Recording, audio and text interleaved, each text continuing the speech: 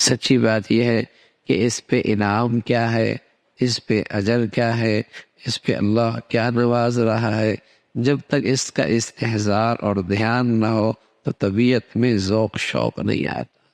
آج کا یہ انسان دنیا کے چند ٹکوں کے لیے کئی کئی راتیں جاگ لیتا ہے، اس لیے کہ نفع سامنے ہے۔ اگر ٹرک پتھروں کا گھر کے سامنے گرا ہوا ہو، پڑا ہوا ہو، اور آپ کسی ایک شخص سے کہہ دیں کہ یہ پتھروں کا ٹرک میرے گھر میں ڈال دو، کہے گا میں اکیلا، گرمی اتنی سخت، میں اندر کیسے ڈالوں؟ اور اگر آپ اس سے یہ کہہ دیں کہ میاں اس پر آپ کو 10,000 روپے ملیں گے، وہ کہے گا میں ہی ڈالوں گا، کوئی اور نہیں، کسی اور کو نہ بولیے گا۔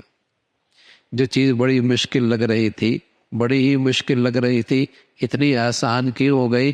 اس لیے کہ نفع سامنے آ گیا، اس لیے کہ نفع سامنے آ گیا۔ اس پہ اللہ دے گا کیا؟ اس پہ انعام کیا ملے گا؟ اس پہ اجر کیا ملے گا؟ اور پتہ نہیں یہ صحت جو آج اللہ نے دے رکھی ہے، اور جو فرصت آج اللہ نے دے رکھی ہے، اور یہ زندگی کی گھڑیاں جو اللہ نے آج دے رکھی ہے، کیا پتہ کل کیا ہونا ہے، کیا پتہ پھر نصیب ہوتا ہے یا نہیں ہوتا۔ تو بڑی قدر کرنی چاہیے، بڑی ہی قدر کرنی چاہیے۔ قدردانوں کی زندگیاں رمضان میں پڑے تو ہم جیسے لوگ تو حیرت ہی کرتے رہ جائیں کہ اچھا ایسے لوگ بھی گزرے ہیں۔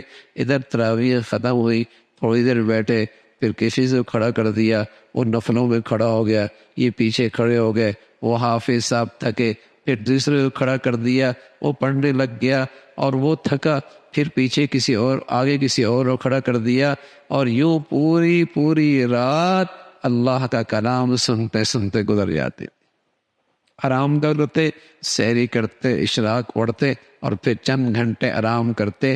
24 گھنٹے میں یہی وقت ان کا آرام ہوتا، رات قرآن کی تلاوت سننے میں اور پڑھنے میں گزرا کرتے۔ اور ایک نہیں، سیوں لوگ ایسے قدردان موجود ہیں۔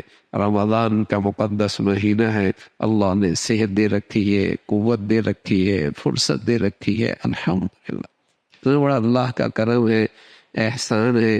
اللہ ہم سب کو بھائی یہ ذوق شوق نصیب فرما دے، اور ان مبارک گھڑیوں کی خوب قدردانی نصیب فرمائے۔